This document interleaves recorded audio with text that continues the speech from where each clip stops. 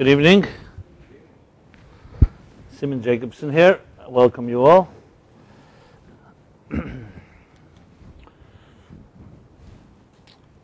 So first let me begin dedicating the class to father of a dear friend who just passed away. So dedicated loving memory of Dr. Michael Shulman, Michal Ben Mordechai, passed away the 13th of Av, Shabbos Nachmu, a week and 2 weeks ago.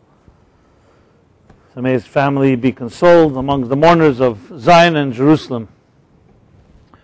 So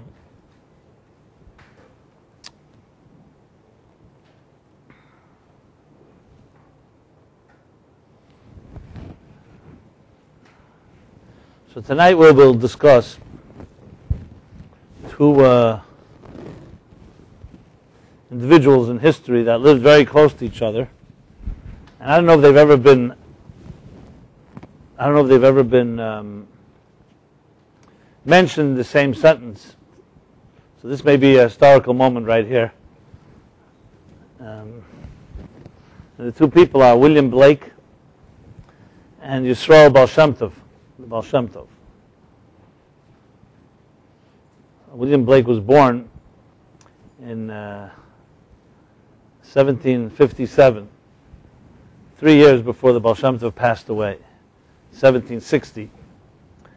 This year we celebrate the 250th Yahrzeit anniversary since the passing of the Baal Shem Tov, who was the founder of the Hasidic movement of Hasidism. And frankly, I wouldn't be here tonight teaching what I teach had it not been for this man, because he in turn essentially, you could say, the mystic of his generation.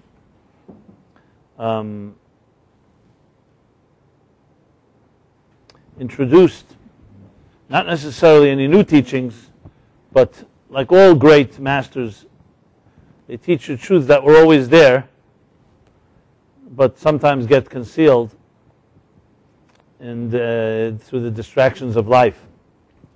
So the Baal Shem Tov established the Hasidic movement.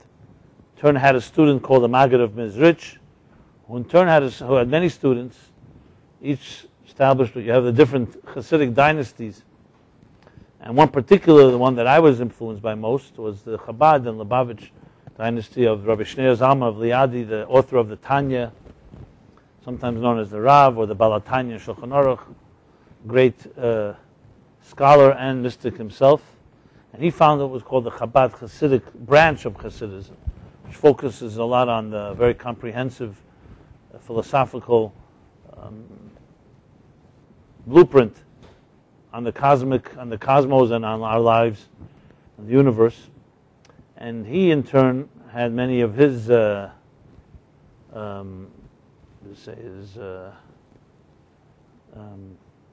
what's the opposite of a predecessor? Those that filled his shoes. What's the word for? Not descendants, no. Successors. And the seventh in line from the Alter Rebbe, from Rabbi Shneur Zalman, was who I refer to as the Rebbe, my teacher, our teacher. Rebbe means a teacher.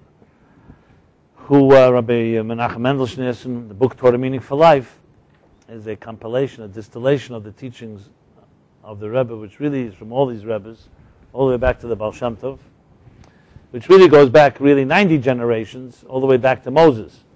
So Baal Shem Tov is 9 generations before our own, or 10 generations you can say. So as I said, I have to especially acknowledge and give credit to the chain that brought the teachings where I was in the right place in the right time to absorb and therefore be able to share here with you. And now you are also now a link in this chain that goes back all 90 generations. So we're all in the same boat, there's just different links, different stages. So with that being said, what's the connection between William Blake and the Baal Shem Tov? As I said, besides that they both begin with a B, Baal Shem Tov, Blake. As I said, probably never been mentioned before in the same breath. Well, we all know the most famous poems from William Blake, which is become known as, even though it has its own name, but to hold infinity in the palm of your hand. You probably know the continuation of it. I don't remember it exactly, but it's to hold infinity in the palm of your hand. Heaven in a flower, in a wildflower. What is the next line? I forgot. But then finally it's about eternity in an hour. And he goes on. It's a very paradoxical poem, piece of writing, brilliant piece of writing. And it has elicited many songs, many dreams, and many experiences, transcendent experiences, because in a sense you can say it is the aspiration of every human being is to touch infinity, to hold infinity in the palm of your hand. And it's true that it's not necessarily that you have to go to the highest heavens to discover it. It's something that can be found and discovered even in a grain of sand, even in the palm of your hand, and so on. The only thing is that Blake did not explain how one actually achieves that goal, because that's really what has always plagued thinkers and philosophers and searchers. Has always been, we are finite mortal creatures. How is it possible for the finite to touch the infinite? How is it possible for the mortal to touch the immortal, for the temporary to touch eternity? So there are those that claim and argue that the truth is you can never really reach that place. We can aspire for it, but humans are humans, and we shall always remain trapped in our little world. As much as we dream and as much as we aspire and we search, we shall always remain trapped in our finite conditions. And then there are those schools of thought and mystical schools of thought that talk about reaching beyond, especially Far Eastern disciplines. And there the fundamental concept is that one reaches it through recognizing that this finite world and the material existence is merely an illusion, a distraction that doesn't allow us to really experience the light, the bigger, the greater unity. And the only way we can ultimately discover that greater unity is by recognizing the frivolous and the meaninglessness of material life. That's another school of thought. And the question, of course, is, what does Judaism have to say about this?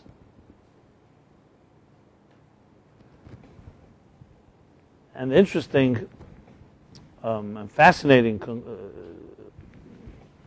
contribution, you could say, of Judaism, and beginning all the way from Abraham himself, and even prior to Abraham, Adam and Eve in the Garden of Eden, was, as we shall see, that there is a way to fuse these two worlds. Because what I just described were two schools of thought, one basically arguing that the finite human being is trapped by definition and inherently in a finite world. We will always be limited in the sense we need to eat and sleep. We are mortals that age. Everything in this physical world erodes. Nothing lasts forever. That's one school of thought. And you make the best of it. You try to, as I said, you can aspire, you can dream, but it doesn't mean you can reach heaven. Second school of thought feels that we can reach heaven only when you reject and you in some way learn to see beyond the veneer, and some would call the illusion of material diversity. In other words, there is a integral unity that lies beneath the surface of all of existence, and it's just our myopic vision and limited perspective that doesn't allow us to see it. So that's the second school of thought. But according to that school, essentially this material finite world has to be ignored or has to be rejected. Then there's another. Then there's a third, and this is the one I'm going to be addressing. is what Judaism has to say about this. And it's based on a principle that's stated by different Kabbalists and mystics, but I'll quote one. There was Ibn Gabbai. He wrote a classic Kabbalistic work called Avodas HaKodesh, which means sacred service. And in it he writes the following statement, which really is referred to in other mystical texts, but this one, he puts it, he very bluntly states it as follows. He says, just as we must say that God has the power to manifest in the infinite, we also must say that he has the power to manifest in the finite. And the logic is this. Because if you say he could only be infinite and not finite, that too is a limitation and turns him into finite.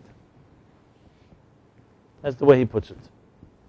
Which is like a twist, if you think of it from an intuitive perspective, it's like a twist of logic.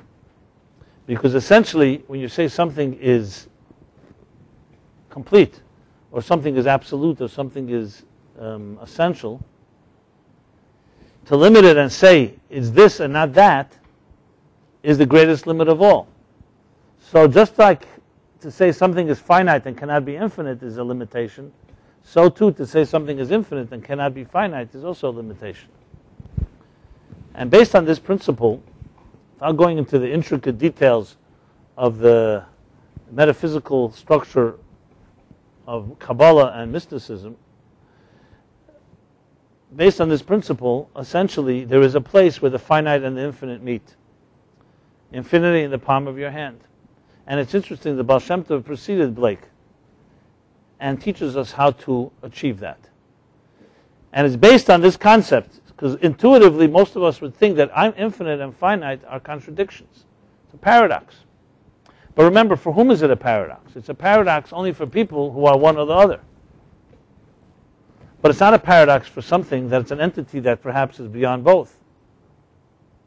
So to try to use our logic to confine infinity, that it must remain in infinite and it cannot manifest in the finite, is also imposing our own logic. In different words, let's put it this way. You usually would think of spirituality as being closer to God than materialism. Now people think, a materialistic person is involved in, is immersed and worships money, material possessions, ego, vanity, power, control. And a spiritual person, this is the conventional logic, is a person who transcends the material and connects to the ethereal, to things that are not tangible, and therefore will be a more selfless, less narcissistic, and a more, what we call a more spiritual person. That's how it's usually posed. And the goal in life would be, in this context, that you begin with a materialistic, selfish attitude, and you grow to being a more spiritual person who's more sensitive to that which is not controlled by the sensory experiences of empirical world. And this is classic spirituality. If you study and read any mystical texts, especially, as I mentioned before, Far Eastern ones, but this is also true Western mysticism, which is of a different nature, but the same idea. And whether it's Muslim mysticism like Sufism or other schools of thought, this is the approach. There's a material life, which what most of us gravitate to naturally and physically, because it's something that we wake up in the morning, we feel hungry or thirsty. We're by nature narcissistic creatures. And then as we grow and we expand our horizons, it's expected of a human being to evolve to a point where you begin to battle with your base selfish instincts to be a more giving and a more refined human being. And this is called the spiritual journey. And the interesting thing is, even though in Judaism there is definitely these two steps, it's called Gashmias and Ruchnias. Geshem and Chaimer was the material existence, and Ruchnias means spiritual, the spirit, matter and energy. But the interesting thing is, and this is lesser known, if at all, that God is neither physical nor spiritual. And these are two forces in existence which are both equally distant from the divine, from God. When we say, for example, in the Torah, you have a concept called kedusha, sanctity, holiness. Holiness is not just being spiritual. Holiness is being godly. And it's not the same as being spiritual. Because the fact remains that even a spiritual human being can also be very selfish and even arrogant. I have met, maybe you've also met, very spiritual people who are very spiritually arrogant. They see themselves as superior to materialistic people. Spirituality can be all about you and your own growth and self-expression and self-actualization. Whereas when it comes to the divine and the godly, God requires a person to completely lose themselves and allow themselves to be a channel to something beyond themselves. And that's much deeper than just being spiritual. So in Jewish mysticism, it's actually a three-step process. You begin on a material plane, you move to the spiritual plane, which definitely leads you to a more refined place. But it doesn't stop there and end there. You come to a place which is beyond both the spiritual and the material, a place that connects and integrates the two. And that's the divine. So in this context, in what I said earlier, you can say the material is finite, the spiritual is infinite, and God, the essence of God, the essential dimension of the divine, is neither of the two. That's why you can unite the two. The spiritual and the material, the finite and the infinite. And in essence, really, when you look at the Ten Commandments, for example, so the Ten Commandments begins, Anochi Hashem Elokecha. I am, how is it translated in English? I am God, the Lord your God, or I am the God your Lord, or I am God your God. In English, it's meaningless. It's like a redundant expression. I, Anochi Hashem Elokecha, can mean all the same thing. What is the difference between the three? What would be missing in the sentence if it just said, I took you out of Egypt? Anochi Etzesicha Meretz Mitzrayim. Or if it said, God took you out of Egypt. Why do you need three expressions that all are really just describing God? Anochi Hashem Elokecha, Asher Etzesicha Meretz Mitzrayim. So most people skip or don't pay attention. They think, poetry, poetic license, you repeat a certain word a few times, it sounds nicer. It's not at all the case. Because if you go through the Bible, the Torah, you'll find verses where only God is mentioned, Hashem, sometimes Elohim is mentioned, and sometimes Anochi is mentioned. And sometimes none of them, some other name is mentioned. So for those that don't know Hebrew, and definitely don't know the mystical meaning of the Hebrew, it's very easy to ignore. To the point, actually, there are Bible critics that have come to the conclusion, the ignorant conclusion, that the Bible was written by different authors because the name of God is used different places. You have a different expression using God. So they decided. One author used Hashem, another one used Elohim, and so on. There's one little problem. There are verses that have both names, and there are verses that only have one of the two. And anyone that knows Hebrew knows there are different meanings to these words. Anochi Hashem Elokecha refers to the three dimensions that I just discussed. Anochi is the essence of God, as it says in the Zohar, Anochi lo yisramez lo b'shum eish lo b'shum koitz. When you say I is the most descriptive way to describe something that has no definition. So if someone were to ask you, who are you? You can say, well, I have intelligence, I have emotions, I have eyes, I have ears, I have different feelings and different expressions and different relationships.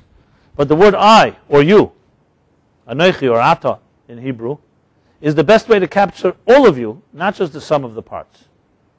When you say I am here, in the sense, I encompasses everything. So when it comes to the divine, when God says I, instead of using a name like Hashem or Elohim or the other name, it's really describing the divine in its entirety, in its essence. And in its essence, the divine is neither finite or infinite. But it's that Anochi, that I of God, that allows us that Hashem should become Elokecha. Hashem refers to the transcendent dimension of the divine.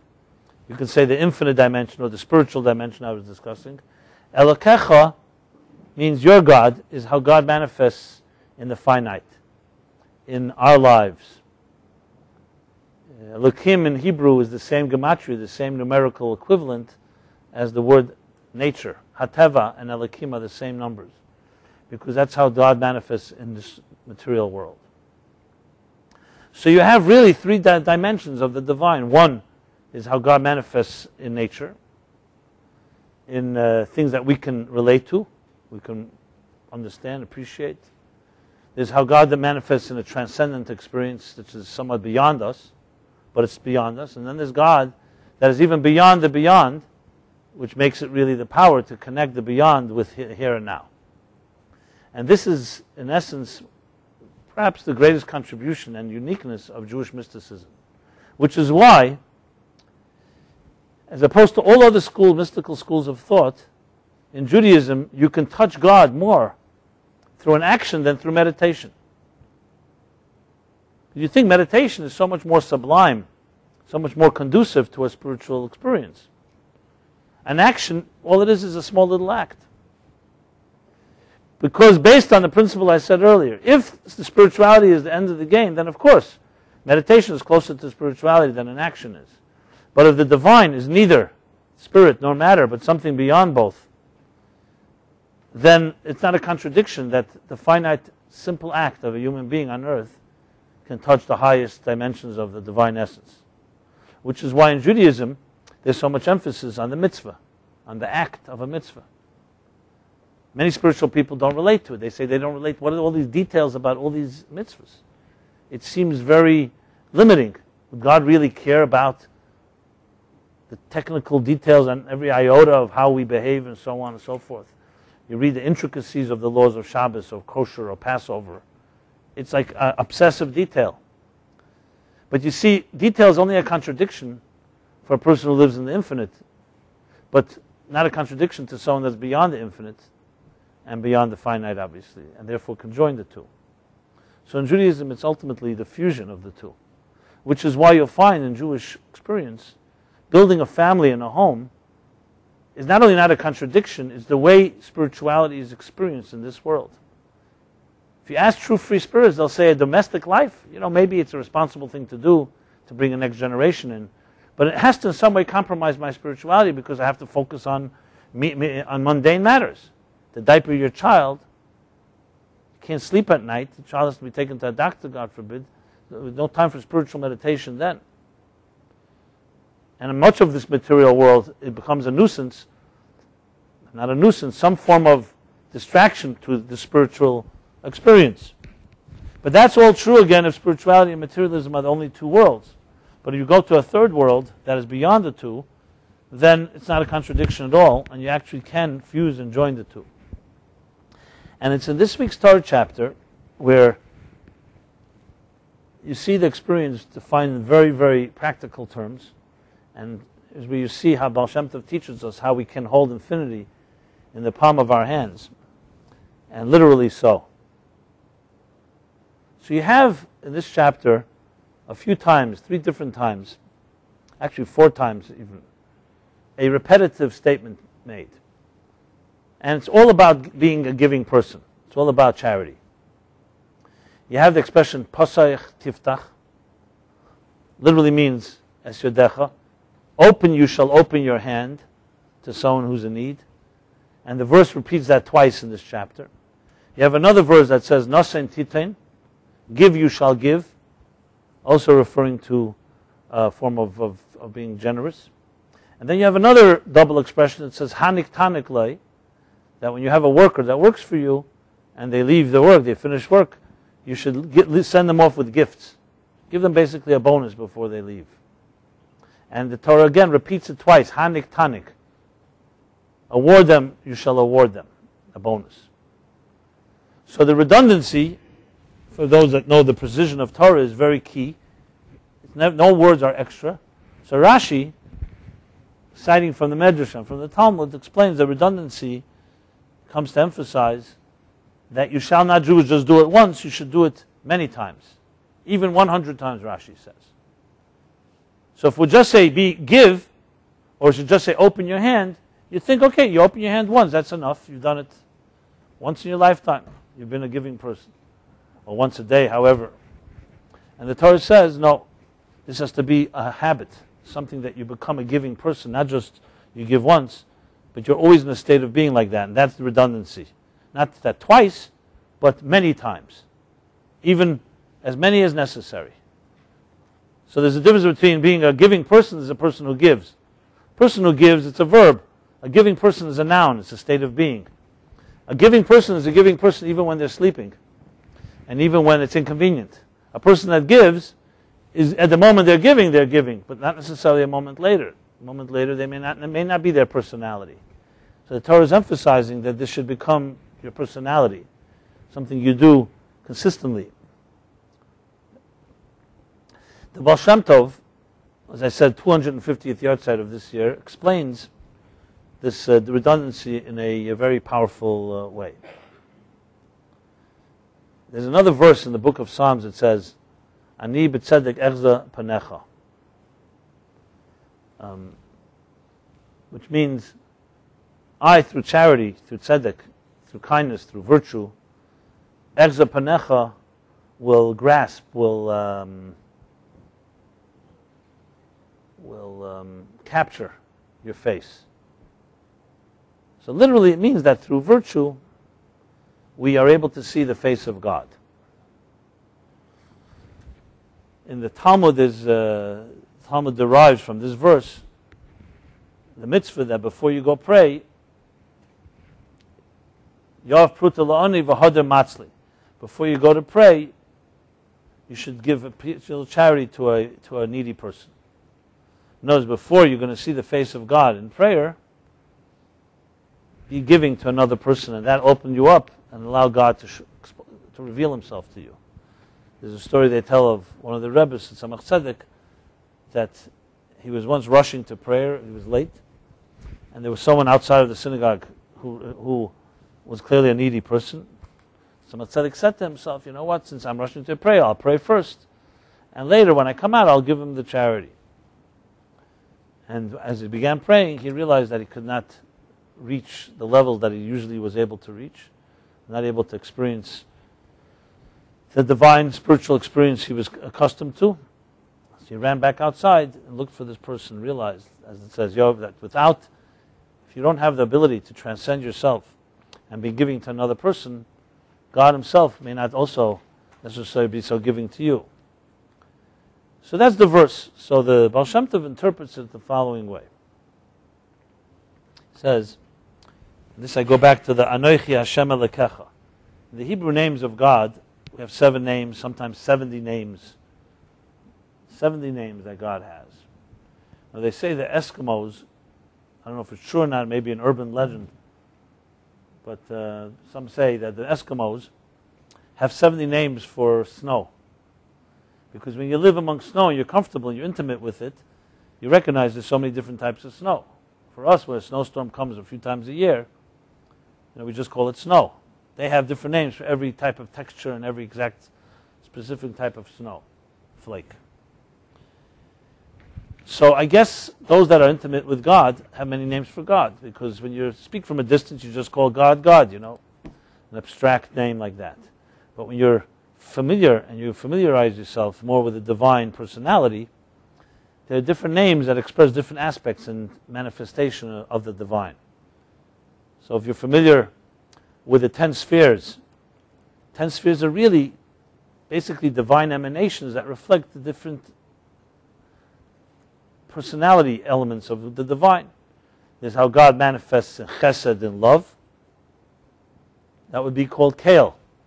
There's how God manifests in gvura, in justice and discipline. That's how what we call Elokim. When God manifests in compassion, Tiferes, Rachamim, that's what we call the Yud Kei Vav Kei, or the Tetragrammaton, the 4 letters, the holiest name of all. 4 letters, Yud, Hey, Vav, and a Hey. And then there's other names. God manifests in victory or in endurance. Netzach is related to Tzvakos.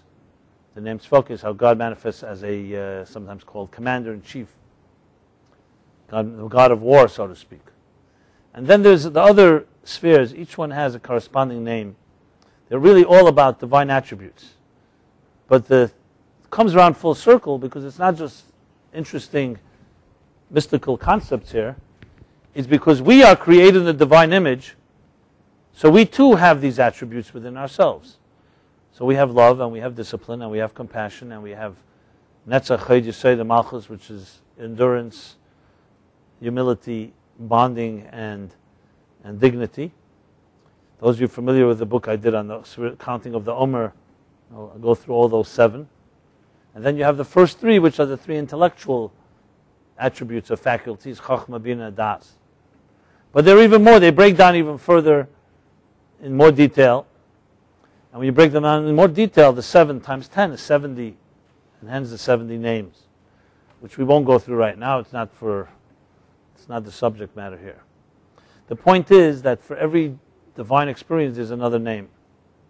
As I mentioned before with Anoichi, Hashem Elokecha, there are 3 different divine experiences. So the Baal Shem Tov says, Ani b'tzedek echze panecha. Panecha means the face of God.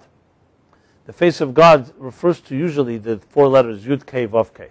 And here's what he says. And actually, it's really taken from the Holy Arizal. Isaac Luria is the great mystic of the 16th century, Tzfat, maybe the greatest of all mystics. So Isaac Luria says, and the Baal Shem Tov cites him, that every action, I'm giving a little introduction before I explain it more. Every action in this world, we see it sometimes divorced and independent from everything else in life, or from the divine. You know, you do something, you did it. But if you really see the bigger map and the bigger picture, every move and every action that we do causes a reaction, cause and effect. And everything on the material plane also exists on the spiritual plane. So the Baal Shem Tov says, when a person opens their hand, pasayach tiftach, right? As we said, opening your hand. You open your hand and you give to another person, there are 4 things taking place. There's your hand. There's the coin that you take that belongs to you from your pocket. There's the stretching out of your hand to reach to another person. And then there's the hand of the recipient who receives the coin you give him. And the Baal Shem Tov says like this: the coin itself is symbolic of the Yud Kei Vav Kei, of the 4 letters of God's name. The Yud is like a dot, like a coin, symbolic of the Yud. Maybe I'll make an image here for those of you that are not familiar with the Hebrew. Let's see. A Yud is a dot. You'll see it in a siddur. The Hebrew Yud looks like this. This is a Yud. Okay. A Hey is a spread out. It looks like almost like a box. So I'll make the Hey and I'll show it to you.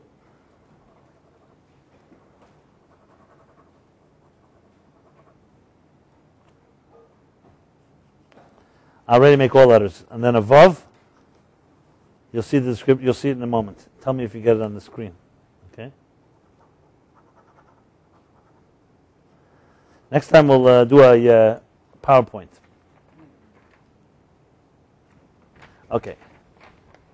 You got it? Can everybody see? Okay. Those that know. So you have the Yud is like a dot. That's the coin. The Hey is like an open hand, and Hey is also 5. So it refers to the 5 fingers of your hand. The Vav, if you think of it, is like an outstretched arm. And the Hey, the final Hey, is also an open hand, but the open hand of the recipient, who also has 5 fingers. So when a person, essentially, is giving to another person, a coin is symbolic. It can be a dollar bill, it can be a check, it can be a helping hand, but it's symbolic of giving something. You're giving something. That something is the Yud, is the dot. The Hey is your act, your hand, your arm, your hand rather, thank you, that has 5 fingers that's necessary to hold on to this coin. The Vav is your outstretched arm reaching to the other person. And the final Hey is that person receiving it. And you have there a full circle. So when a person opens their hand, that's the word in the Torah. The other expression I used before was you give. Nosan tita means give, you shall give. But it doesn't use quite the word. Paseach means something more than just giving. It means to open your hand. To be, we'll discuss it a little more soon. To be a person who doesn't just give, but you open your heart and your hand. So it's much broader, more expansive type of giving. And as I said, it's redundant. Give, you shall give. Open, you shall open. Tiftaches yodecha. So when a person opens their hand, even in the physical sense, they are actually creating the face of God. The Yud Kei Vav Kei. In that process. And that's why Ani b'tzedek echza panecha, that when a person gives in that way, echza panecha, they perceive, they are able to experience the face of God. So we actually create it in the physical sense of the word in our lives, in that simple act. So you may say, well, what difference does it make if it's spiritual or if it's physical? Because we live in a material world. And when the material world can be aligned with the spiritual, then you have yourself a true union, a true fusion, as I said earlier. You know, it's like people ask the question, what's wrong with being a good Jew at heart? You know, why does it have to express itself in any particular action? The same thing can be said for not just a good Jew, a good person at heart. So let's use a very practical example I think we all can relate to. So let's say you are you're looking for funding for a business project. And you have a good appointment with someone that is capable. You make a very good presentation. You prepare yourself well. And it seems to impress the person. And he tells you, it's excellent. I think this is great. My heart's with you. And I'm going to tell other people about it. So the big mistake we usually make is we get so overconfident and so excited over this guy's endorsement. We forget the bottom line. Which is the bottom line. Did he sign a check? Did he sign a contract? So, and you won't say then, well, he'll say, my heart is with you, and all that. That's very nice in spiritual worlds. In this world, your heart is with me, and you don't help me financially. I didn't achieve what I came to achieve. I didn't come for your heart. I want your heart, but I want your heart to be translated into action. So suddenly, in that world, we all will not say the heart is enough. Because we live in a material world. In a material world, you need to have the schera. You need the material, not enough the heart. Even though the professional fundraisers will tell you, and I only heard it from them, because I'm hardly that, that counterintuitively, most of us would think that people's investment follows their heart. The truth is their heart follows their investment. And someone once explained it to me. They said when the synagogue system was first established in the United States at the beginning, I guess, of the 20th century, so it became a given rule, and stands till today, that if you want to bar mitzvah your child in most synagogues in this country, you have to be a member in the synagogue. And the reason was very obvious, because most people don't come to synagogue. The incentive for them to come is to say, because they want their children bar mitzvah or batz mitzvah. So that way they became a member. And it's these members that ended up, for their $1,800 or whatever the membership was, or less, they ended up being the people who built the next wing in the synagogue, the library, this study, that study. Because people's hearts follow their investment, which is why they say just get anything out of the guy, even if it's a little. Once he's already in, it's going to be easier to, because now he's materially in with you. He's not just, most people think we have to first convince their hearts. Which, of course, is a very, I guess, very demoralizing for anyone who's in fundraising. That means you just really simply have to just twist their arms and do whatever it takes to just get the damn check or whatever it is. And if it's true, it would help if you could inspire them, but the most important thing is the action. So in this world, we live in a world of action. And sometimes our hearts follow our investments, yes. As much as we don't like to believe that, but once you're in already, you care more. Because you're already in. To get somebody in takes much harder. The Meaningful Life Center actually does not use this method, which is why it was struggling. But I know about it theoretically. Let's put it this way. My heart is there. But translating it into a plan is another story. So there are a lot of people who have good ideas and great plans, but they're on paper, or in the hearts or in the souls. And the implementers, to actually implement something, as we all know, It's a much, much harder expression. I should also add, talking about the hey, if you look at the hey, the letter, the hey, you see it as it consists of 3 lines. Think of it like a house. A ches in Hebrew, for instance, is just a hey without that opening, without that little space here. Okay. So why does a hey have a space? 3 lines, and there's a space between 2 of the lines. So 2 lines are like an upside down L, and then there's one extra line that's like a broken line. So it says, this is what it says in the holy books, because the hey represents, the 3 lines represent thought, speech, and action. And thought, speech, and action, when it comes to thought and speech are always connected. Unless you're drunk or some otherwise incoherent, usually your speech is following your thoughts, hopefully. And but action, on the other hand, even though healthy actions should be preceded by thought, well thought through plan, and even speaking about it and discussing it and consulting and so on, but before you act, it's always healthy to take one serious pause. And that's what this space is. It's the pause. The expression is Barasi Yitzartev Af Asisiv, that between Bria and Yitzira, between creating and shaping something, which is like thought and speech, Af, there's always should be another perspective. Meaning, before you come to actually make the actual action, always review it one more time. Save us a lot of problems if we did that. Often we think something through, we discuss it, and we're immediately ready to say, I thought. So the Torah says, the hey tells us a little humility. Think it through one more time. Let action have a pause before you act. That action will be much more healthier and more protected from, immune to mistakes. So to go back to our discussion here, it is actually quite brilliant when you think about it, how the Kabbalah and mysticism and how the Baal Shem Tov explains that it's not just the idea that when you're a giving person, you think, who cares? Am I a giving person? Who cares whether the coin, my hand, my stretched out hand, my closed hand, my open hand? Bottom line is you gave. No. The point here is not just to be a giving person. The point here is to align your life and your giving personality, that actually your physical body begins to be aligned and in harmony with the divine. You actually become a Yud Kei Vav Kei. You become an agent of the divine through these 4 letters in your physical actions. Because this material world, as I said earlier in the beginning of this class, is meant to be fused with the spiritual. It's not just about escaping the material. It's to combine the two and to turn your physical being, even your body itself, into a channel of the divine, an agent of the divine. And so the Baal Shem Tov explains, Peseach tiftach es yadecha. Open, you shall open your hand, is the way you actually create a divine emanation in your life. And by doing so, as I mentioned earlier, our attributes, our human attributes, become aligned with the divine attributes. So you have another expression, we just read it 2 weeks ago. V'halachta b'drachav, we are commanded, go in God's ways. You shall go in His ways. And the Talmud beautifully puts it this way, Mahu chanun, afata chanun. Just as He is patient, you should be patient.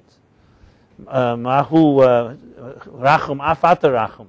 Just as He is compassionate, you shall be compassionate. So it's not just about us being good people, virtuous people. It's actually, this is how we become divine creatures. How we live up to the divine image in which we were created, where we take a world, starting with a small world, which is the human being, and we align it to the plan and the mission for which we were sent here. And the fact is, you may wonder, why is that so difficult to do? Well, because we have our own agendas. The material world creates its own agendas. And even Adam and Eve, as divine and spiritual, Yitzir Kapov Shal Kadosh Baruch Hu, they were shaped and formed by God Himself. First 2 human beings. In the divine image. Even they were deeply challenged. As I discussed, I believe last week, or was it 2 weeks ago, when God says to Adam in the garden after they ate from the tree of knowledge, so God says to Adam, Ayeka. The first question ever asked, ever uttered in history from the biblical point of view is one word. Where are you? It's interesting. We have many questions, I'm sure, have been asked since then in history. We all have many questions inside of us. But what's the first question ever uttered in all of history? Till then, there's no question. God creates the universe. Everything is very factual, very technical. The first question ever asked is the one word that God says to Adam, where are you? You think about it, it's really a question to each of us. Why are you asking, where are you? God didn't know where Adam was. The omnipresent God could not know that Adam was hiding in the Garden of Eden somewhere. Because he was asking him not where are you physically. I know where you are physically. Where's your heart and soul? You could sit sometimes near somebody and they space out.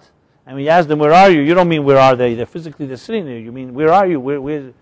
Like, you're not with me. Where's your attention? Where are your thoughts? You're like spaced out. In this case, Adam and Eve ate from the tree of knowledge and they split off, in a sense, from their divine personality. So there's Adam and Eve as they are divine, and there's Adam and Eve as they are themselves, human. And as they split off, that's where God says, I don't recognize you anymore. We were once connected. It's like having an old friend that you have, and your friend is so wandered away, so different than when you first knew them, that you could say, I don't recognize you. Yes, I may recognize your face, but I don't recognize the person I knew. It's like a betrayal. You've betrayed yourself. That's what God is saying to Adam and Eve. And it's interesting that a result of the eating from the tree of knowledge, the serpent is another story. But Adam and Eve were both, we call it a punishment. But the truth is, in Hebrew, the word punishment, schar and einish, really means cause and effect. Like, would you say if you put your hand in fire, the fire punishes your hand? No, that's cause and effect. God has no interest in punishing, because he's going to punish human beings that he created. It's like, what is that, a game? It's cause and effect. Our behavior brings upon ourselves certain effects which juveniles will translate into punishment. So what is the cause and effect of Adam's eating from the tree of knowledge? With Adam, it's bezeas apecha techa lechem. That from now on you will have to earn your bread with the sweat of your brow. You'll no longer be provided for in the Garden of Eden, in paradise. You will be expelled from paradise, and now you're going to have to work. Basically, the workplace was created, the career, where most of our lives will be consumed with working and trying to make a living. Most of our lives will be consumed with the means, not with the end. That's a very serious shift, if you think about it. And Eve, her cause and effect was that from here on you shall have birth pains when you give birth to your children. So the question is this: what does one thing have to do with the next? So if you think of it in juvenile, as I said, childish terms, okay, who cares? God decided, he went through his, principles list and said, what kind of punishment can I throw out at them? He makes him go work, you'll have birth pains. But if you understand it in the way it's supposed to be understood, that this isn't some, like I remember when I was in school, in yeshiva, so I wasn't necessarily the most well-behaved student, just for the record. I hope I don't disappoint anybody. I've gotten better since, let's put it that way. But, so the principals and teachers in schools were all very seemingly creative. So they'll come up with these creative punishments, so to speak, for us kids. I'd love to compare notes with what you guys had. So in our case, in our situation, I remember, was this ridiculous, absolutely, I don't even know who, they should give him an award for idiocy, came up with this punishment called, writing times. You have to write 1,000 times that you're going to be a good kid or something, I will be a good boy, like 1,000 times. And if it was a serious punishment, you wrote it 5,000 times. Did any of you have that in your schools? Writing time. Okay, there you go. Or if they wanted to do it in Hebrew, ani yi yela toiv, or something like that. Or I will behave from now on. And I remember, we had a guy, actually, he was a businessman. He's actually still a businessman today. He was like 8 years old. He turned it into a business. He would actually write it for us, and you paid him, 10 cents for 500 or something. Now, he had a whole gimmick. He would take 6 pens and with rubber bands, attach them, and then write them on a line. So he would write once, and it was 6 times. So this was before the internet, before computers. Today, probably there'd be new methods. And we would pay him, 10 cents. I must have paid him a lot of money. This was the punishment, and we found a way. And come Teacher, where are your times? Okay, 5,000 times I'm going to be a good boy. As if like, if you're not going to be a good kid, it doesn't matter. If you can't write it once, you can't. 5,000 is not going to make you better. But this was their idea. Anyway, my mother got a wind of it. I remember she sees, once I'm at home, I'm sitting, I'm writing. First she thought I was doing homework. I guess this guy was out of town or whatever, or his prices went up. I don't remember, due to inflation. It's all connected to our discussion here, so you'll see in a moment. Talking about being divine, right? We're trying to align ourselves. So anyway, my mother sees me writing, then she comes over and she sees I'm writing the same line again. She says, what is this? Like, what do you have? Is this homework? I said, no, it's, I did something. I don't remember what I did. I chewed gum in class or something. I don't even remember what it was. She said, what? This is how they punish you? Anyway, she called up the principal the next day. My mother was not bashful. She started giving a piece of her mind. What is this ridiculous type of punishment? It's wasting time. Have him study something, study something by heart. So the teacher says, well, we don't want, the principal says, we don't want him to associate punishment with learning Torah. That was the reason that they didn't want to do that. Anyway, I don't know if they still do this thing or not. But, so this is, like this type of punishment is not called cause and effect. Let's put it that way.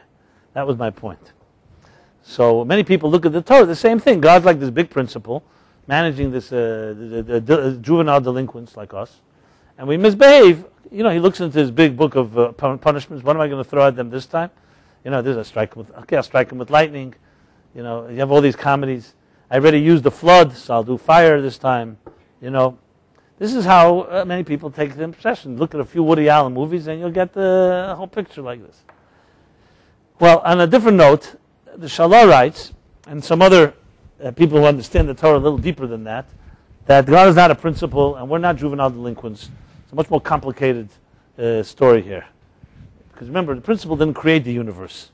God did create the universe, and He created flawed human beings, and He knew that we're going to make mistakes and we're going to make plenty of. We're going to transgress.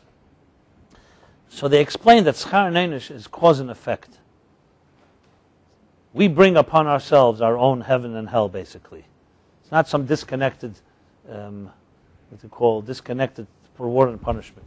So the question then is, what is the connection between Adam having to work so hard and Eve having to bear children in pain? Why would God do that? What was the connection? The answer is that God didn't do it, they did it to themselves. And here's how it works. If your human personality is aligned with the purpose of what you were created for, think of it like a machine that's aligned with what the engineer intends for it, so the machine will hum smoothly and work perfectly. However, if you wander away and start and transgress and digress from the guidelines, from the operator's manual of what this machine, which is your life, should look like, there are going to be consequences. When Adam was completely aligned with what God wanted of him, so then what he was, as you say, who he was and what he did were seamless. Once Adam wandered away and God said to him, where are you? I don't recognize you. You have now wandered into your own material interests, not aligned with your spiritual mission. So now, that's the case. Then who you are and what you do are not necessarily aligned. Now you're going to work for your living. I'm not going to provide it for you. Now you figure out how to survive in this material world. So think of it this way. You ask people, who are you? Most people will give you their business card. But that's not who you are, that's what you do. And statistics show most of us don't like what we do, actually. Most people don't like their jobs. The difference is, some convince themselves that they do like it and learn to like it, and some still don't.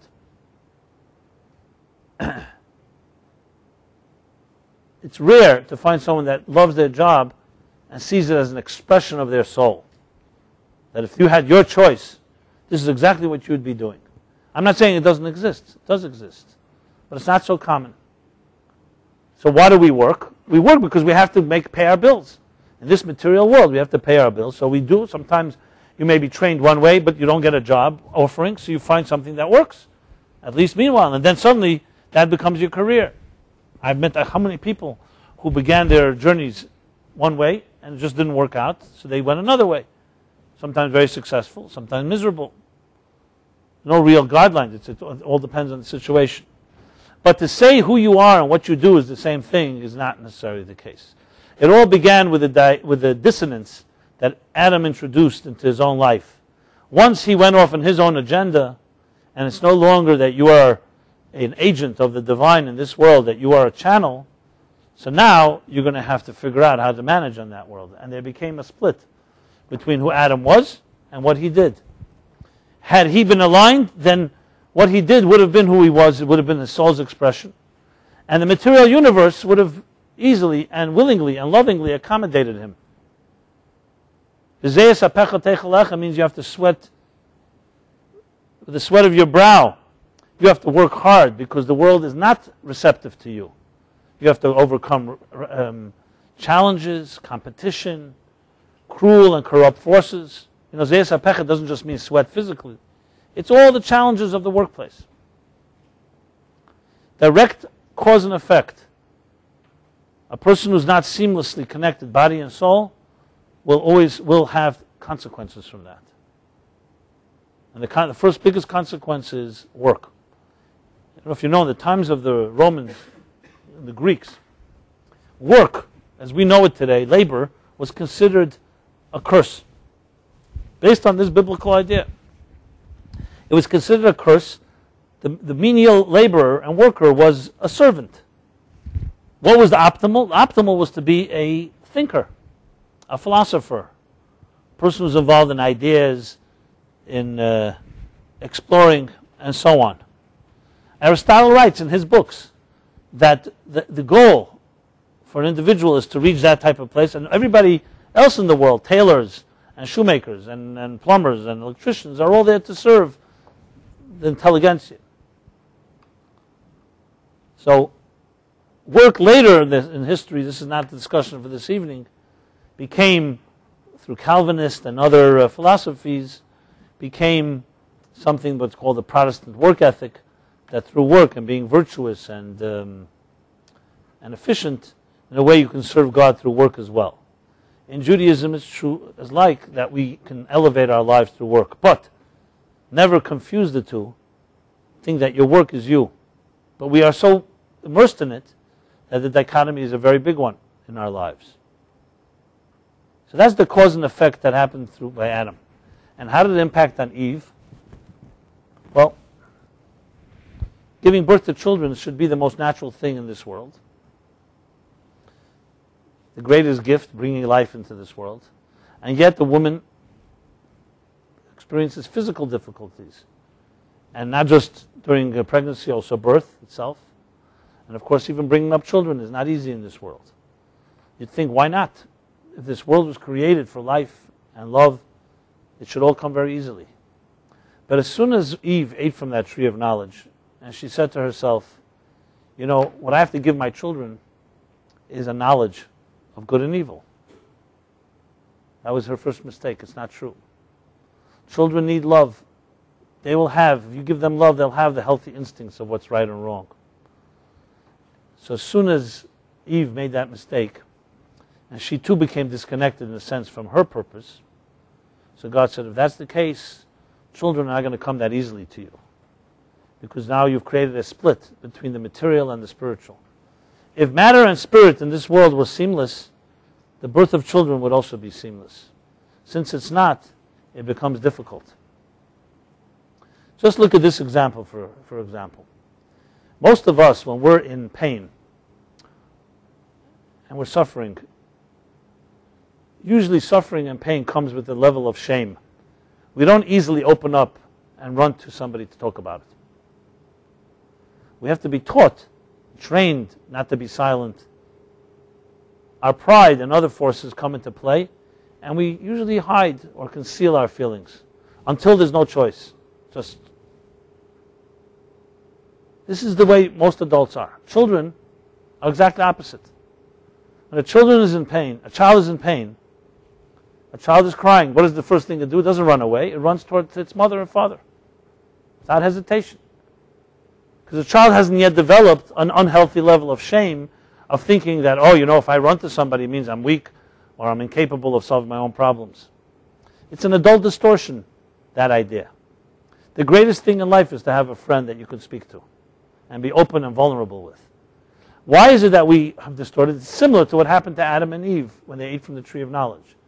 As we grow into adults, we get disconnected from our essence. As we get disconnected from our essence, we superimpose upon ourselves all kinds of reactions that are not natural.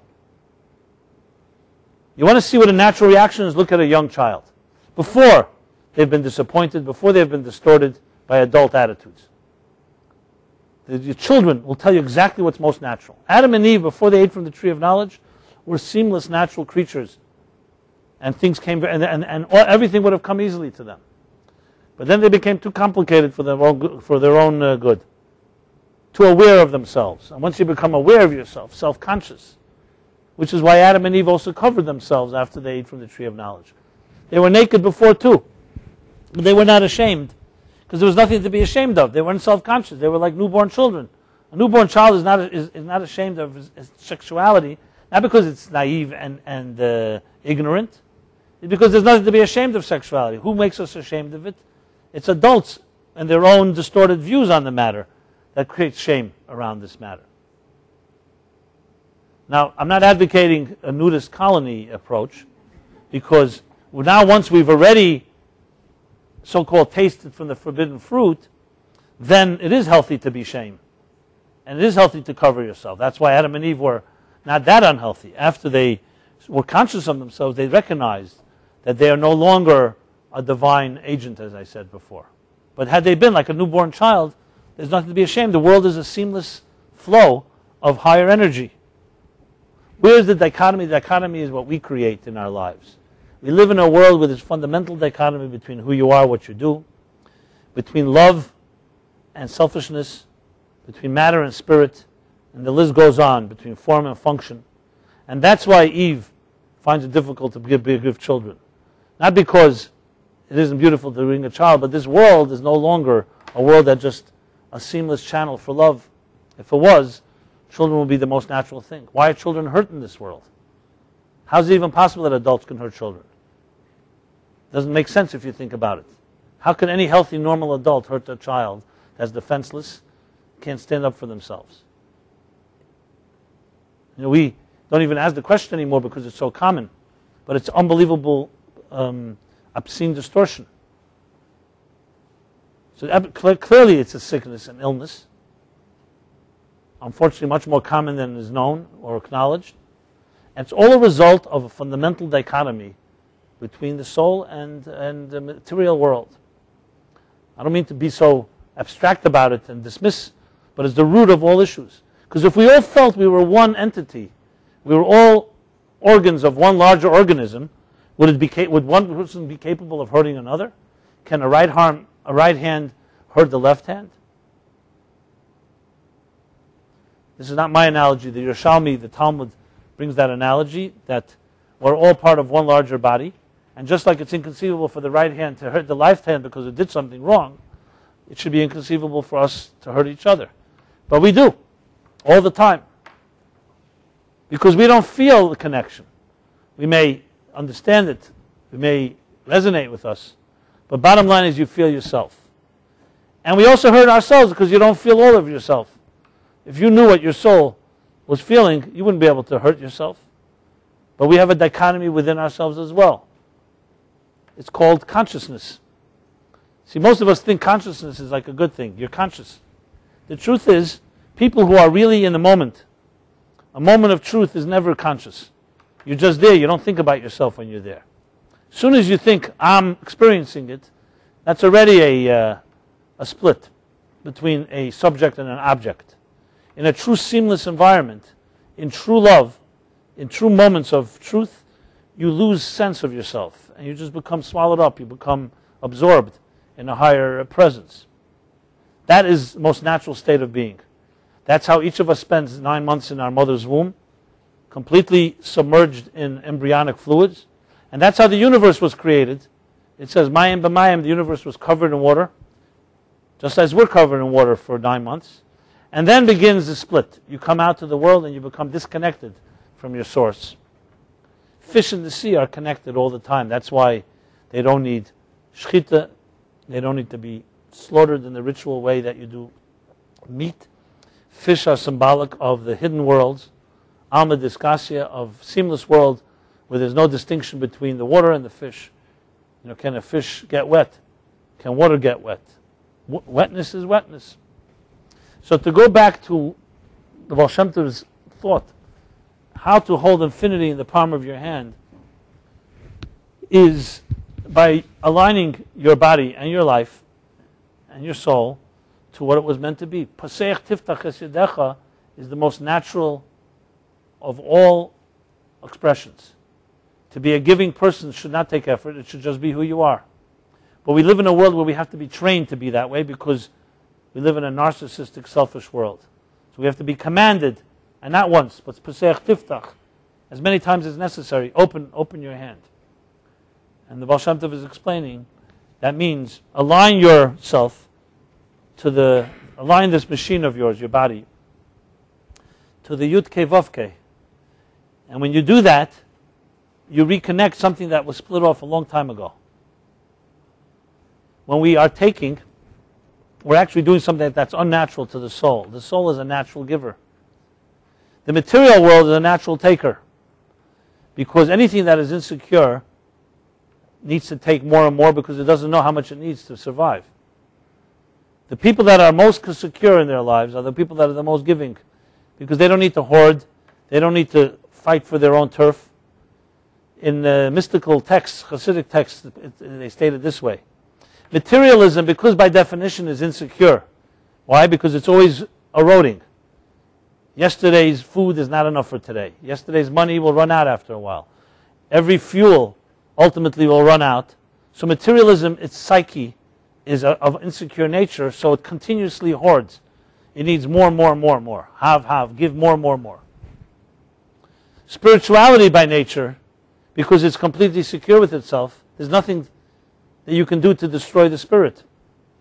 Material is very easy. You want to destroy this table? Take an axe, throw it into fire, and the table is gone, at least in this shape and form, and turned into energy. Spirituality cannot be extinguished because it doesn't have any body. Well, how could you destroy spirit? With what? So spirit by nature is very secure with itself. As a matter of fact, there's even an expression, the more you try to annihilate spirit, the more powerful it gets because it survives on bittul. It is selfless in its personality. Something that's selfless in its personality, the more selfless it becomes, the more personality it is. You get the idea? Something that's selfish, the more you take away from it, the less it is. Something that's selfless, the more you take away, the more it is. So spirit feeds off selflessness and giving, and therefore doesn't have any issue with being giving because it doesn't feel less when it gives. In the physical world, one example of it is a flame. A flame is the only thing that can light another flame without diminishing the original flame. Everything else in this world, you give to another, you have less. You may have more love, but physically, you share your food with someone else, you have less food. You share your seat, you're going to have less space to sit. You share your wealth, you'll have less wealth, at least the way we see it. Because materialism, everything is defined by here and now. Everything occupies time and space. But in the world of love, in the world of spirit, time and space is not the quantifier of what makes something valuable. It doesn't have to be here and now for it to exist. So therefore, it doesn't have all these issues of, if I give, I have a little less. So people that really connect on that level, for them giving comes very, very naturally. Is there such a person on this earth that has that type of element? I have met a few. I've definitely met people at times of that way. We all have moments of that in that way, but that's our natural self. That's how you would be in paradise if there was no tree of knowledge. That's how Adam and Eve were.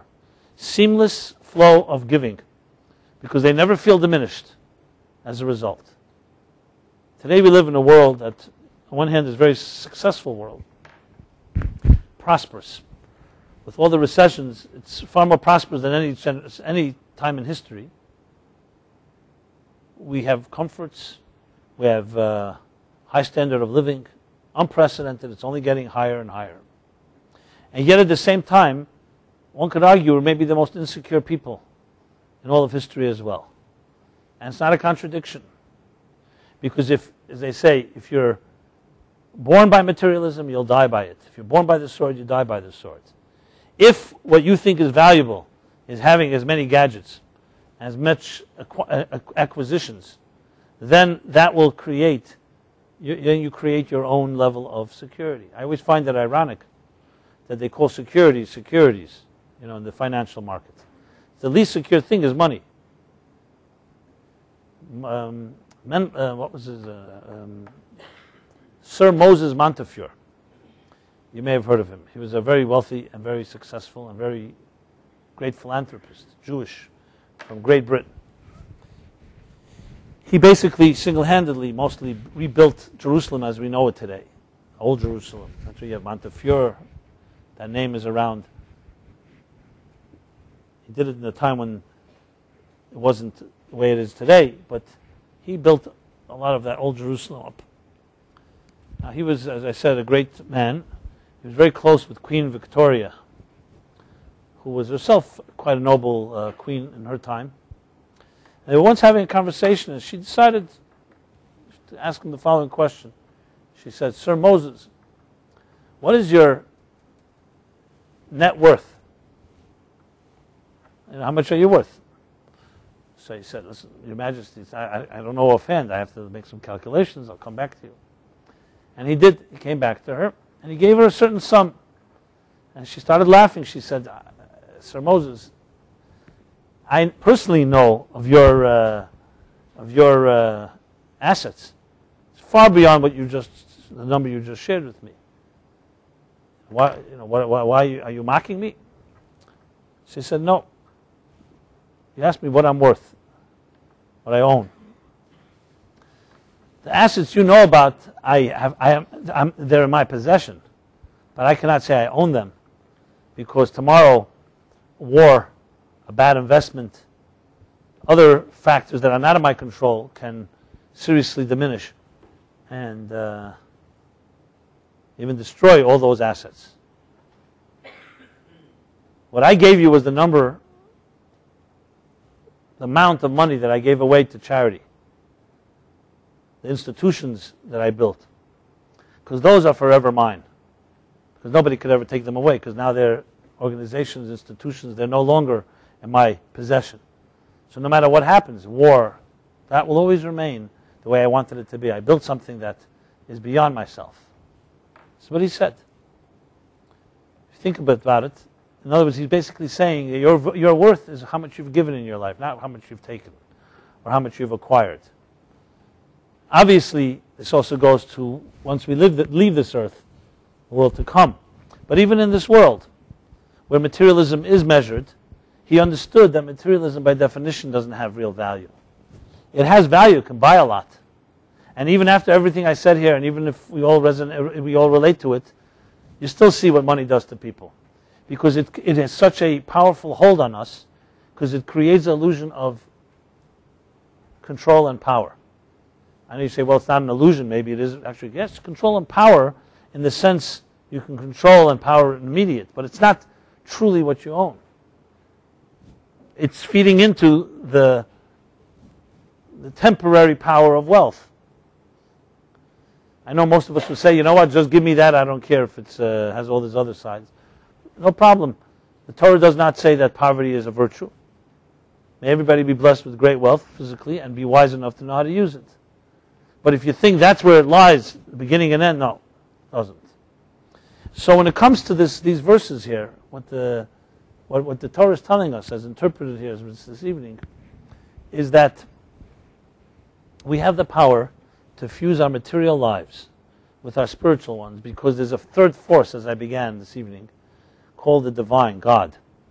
And God said, your body and soul can become one. And the first step is next time you meet a person that's in need, any type of need, and you reach into your pocket, you take out a coin, you stretch out your hand to someone that's in need and help them, you are aligning your body this universe toward the divine plan. That's the way it was always meant to be. If the world was running the way God wanted it to run, the way the machine was supposed to run, that's what we would be doing all the time, being giving. Because each of us has what to give. Each of us has things that we need. In Jewish law, it says that every person has a mitzvah to give charity, even a pauper. It's not the amount, it's the idea that each of us has something to give. Ezu chacham halemed mikol adam. Who is the intelligent, the wise person? The one who learns something from everybody. Which tells us two things, that everybody has something to teach, and everybody has something to learn. There's no such thing as a person that has nothing to give.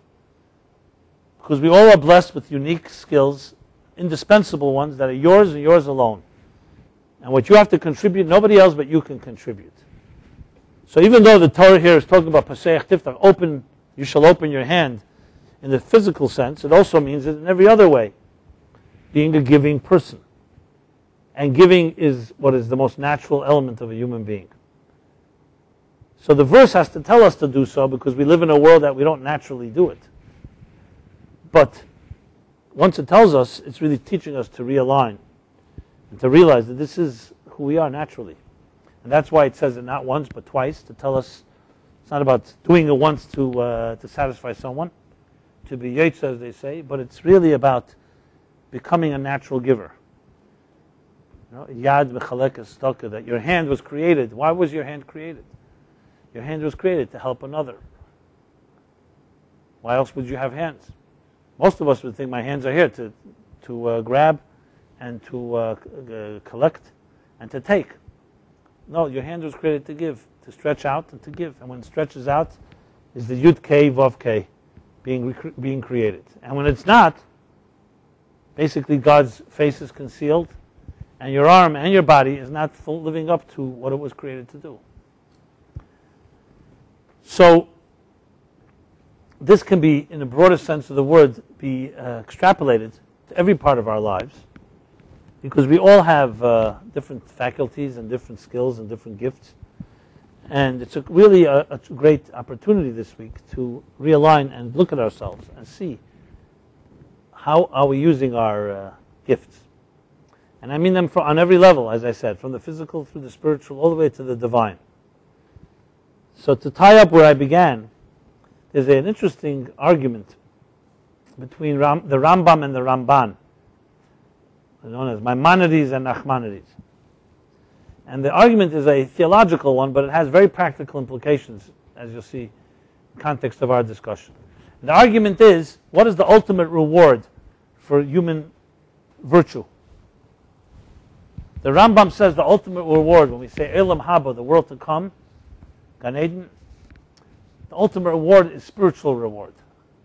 That souls, using the expressions in the Talmud, Nenim Eziv Ashchina, that souls will live on forever, basking in the divine delight as a result of their efforts, of the effort of the soul in this world. So we live in a material world as a stage, and then we will continue our lives in the spiritual realms forever, as I said, basking and being nourished by divine energy. The Ramban disagrees, Nachmanides, and he says that the ultimate reward is that Olam Haba does not mean Gan Eden, souls without bodies. The ultimate reward is in this physical world. Called Chis HaMesim, that at the end of it all, souls will return to their bodies and forever continue life on this earth. Perhaps in a different shape and form. Not just perhaps, but actually. But the ultimate reward is in this material world. And the debate is based on a very simple principle. What's superior, the spiritual world or the material world? Now you think that the Rambam is correct, because how could you compare? A material world, as I said before, is mortal, finite, limited. We have physical needs. Whereas in the spiritual world, none of the needs are there. We don't have, in the spiritual world, there's no anxiety, there's no therapy, no food or drink, sleep, or other things that impede our personal development. But the mystics and Hasidic thought, as they say, paskin, they rule, that the Ramban is right. Because, as I said at the beginning of this class, if you think spirituality is superior to material, then Maimonides is correct. But if the divine, God, is neither material or spiritual, as I said earlier, that the infinite means that not only that he has the power to create infinite, but also the power to create the finite, then the material world is not more distant from God than the spiritual is. And the ultimate goal, as I said, Anochi Hashem Elokecha, that I, the essence of God, unites Hashem, the transcendent dimension of the divine, with Elokecha, with the divine as it manifests in nature, that ultimately the highest dimensions of divine experience can be experienced in a soul inside of a body. Which of course answers a fundamental question. According to Maimonides, the soul is rewarded for all its work. But what about the body that was also a participant in many good things in this life? It's basically saying that no, it will not live on forever. Whereas according to Nachmanides, they were partners, the soul and body. So just like they were partners in the good things they did in this life, they also be partners in the spiritual experience that they will have later, forever. There's a lot more to say on this topic, but I just wanted to connect it to what we discussed earlier. And that's where Jewish thought, the actual mitzvah, physical act of Posech Tiftach Es Yedecha, opening your arm, opening your hand, stretching it out, helping another person in a very physical way, carries within it more potent power than all the meditations. And if you want to put it in more so-called sentimental or personal terms, when a parent, a father or mother,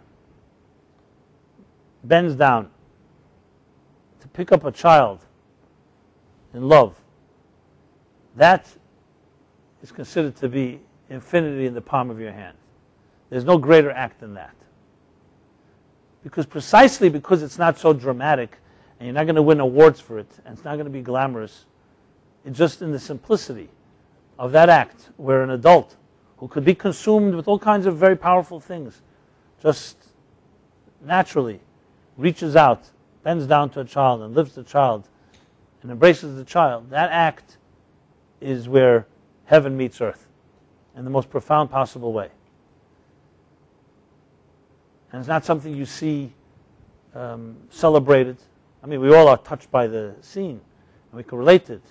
But it's not the things that you say on a daily basis we see as being like, fireworks.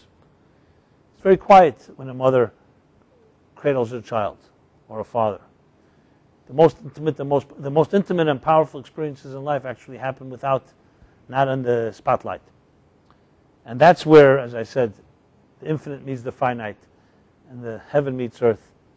And what Blake said, that you can hold infinity in the palm of your hand, the Baal Shem Tov teaches how to do it. You do it by taking your hand, your palm of your hand, and doing something with it that is giving. That's how you do it. Because Blake alone, you could say, okay, it's a very almost selfish experience. People who are mystics, or musicians, or poets, they look at a flower, they can study a flower for hours and see the divine. Very beautiful. But it's only good for them. No one else benefits from it. When you take your palm of your hand and you reach out to another person, the world changes. You set in motion a series of events, like a ripple effect, which is why we celebrate. For instance, at a wedding, you look at a Jewish wedding, you see the celebration is not just, you don't even mention the couple. Look at all the Sheva brachas. Not one mention made of this Chas and Kala. Definitely not by name. Talk about Adam and Eve in the Garden of Eden. Talk about Jerusalem, celebrations that will happen there. Talk about the creation of man. It's all about a cosmic level of experience, because when a husband and wife meet under a chuppah, besides their own personal joys, they are now a microcosm of all the cosmos. There's a celebration and a unity that ripples through all of existence. And that's the ultimate celebration. It doesn't take away from their personal love or personal finding each other. But it's much deeper than just them. It's not just a personal selfish experience, or only for their families. It changes the world. It's two people who are waiting to meet each other all of their lifetimes, and now have reunited. And as a result, all of existence changes. And this is true infinity in the palm of a person's hand. We have it. We have the power to achieve this any moment in our lives. The relationship part, the marriage part, may be a little more difficult. But to open your hand and help another is something all of us have any given moment. And if you think that's not connected to relationships, think again, because that's the key. If you can become a giving person like that, no question that you'll find your soulmate a lot easier. If you have developed the art of taking, I can tell you in direct proportion to that will also be your challenges. And what we call that a shidduch is as difficult as the parting of the sea. So, giver taker, that's what it comes down to. We all have the secure soul within us that would be very, very easy to be flowing and giving. But we also have the other side that is busy protecting. It could be out of fear, it could be because of being hurt, because we've seen some ugly things in this world, and we put up our defenses. And defenses by nature cause you to be a taker, because you're protecting yourself. You're not taking initiative, you're on the defense. Well, hopefully God blesses us all, and this is a blessing, that we can, the best defense is offense. And in this world, we either are influenced or will influence. You don't have a third option. You will either influence those around you or you will be influenced by them. The neutral option that neither of the two is a myth. Doesn't exist. Like I always like to say, in the world of journalism, they say, my father was a journalist, that three types of people. There are people who make things happen. There are people who read about things that happened. And there are people who ask what happened. So we have the power to make things happen. It's called in this modern lingo proactive, to be proactive, not reactive, proactive. And that requires, that means that you need to have the courage to feel you have something to be proactive about. Not just play defense, not just be protective. Obviously, you have to be wise and prudent to know when to protect yourself, but it's time to begin to give of ourselves. And as we come now to the conclusion of the month of Av, the Hebrew month, we come to the beginning of the new month of Elul next week. It's an excellent time to begin because that month is all about giving. Anila Deidi V'Deidi Li, the acronym of the word Elul. It means I am to my beloved is to me. It begins with you taking the initiative, not waiting till your beloved comes to you. Anila Deidi, take the initiative that you come to your beloved. It refers to God or refers to another human being. So may God bless us all with a powerful month of El, month of compassion, Rachamim, which gives birth to Rosh Hashanah, Yom Kippur, a new year, renewal, and new opportunities. But it begins now because even Av, the month of Av, the Mazel, the sign of this month is Leo, Aryeh, the lion. And Aryeh in Hebrew, Aleph Resh Yud Hey, the Shalah writes, is an acronym for Elul, Rosh Hashanah, Yom Kippur, Heshayna Rabbah. So the interesting paradox that in the throes of pain and loss, destruction of the month of Av when the temple was destroyed, that conceives Mashiach, who's born Tisha B'Av. It gives birth to the compassion, the renewal, sanctity, and the joy of those four, Elul, Rosh Hashanah, Yom Kippur, and Heshayna Rabbah. So we will shortly be talking about this more in the coming weeks. And as we always say, we have to take a little break between one class and the next. So we'll do that. And I want to, again, reiterate that please see myself, the Meaningful Life Center, Belleville, right here, as givers, hopefully. You can see us as friends that you can turn to in any way possible if we can be of any help to you. And hopefully it's mutual. And with that being said, everyone should have a very blessed week and a blessed year as well. But we don't have to wait for that. Next Wednesday, I will continue this class as always. Tomorrow night, Philip will be giving his class at 7 p.m. We just finished a few series. We'll soon be announcing some new ones. Last Sunday I finished the Baal Shem Tov webinar on the 8 secrets. But if any of you are interested in any of our programs, there are a lot of them online, feel free to write to us or to ask the front Golda Malko or Velvel. And if you haven't left your email address, please do so as well. It's a good way to stay in touch. And finally, I want to again dedicate this class in honor of Dr. Michael Shulman, Michal ben Mordechai, who just recently passed away. And if anybody would like to sponsor a class or honor anyone that you love or a close relative, you can speak to me or Velvel as well. I want to reiterate what I said last week, August 24th. I'll be honored if you join me in honoring my father. It's 5th Yortzeit of my father. We have a memorial lecture. We'll be at the Parkey Synagogue, 6:45. There's information online about that as well. We're also publishing a journal in his honor, which is going toward helping, which I do as a mitzvah, the work of my father, the newspaper, the Allgemeiner, which you can find a copy of outside, and some other projects that are related. Go to gjcf.com.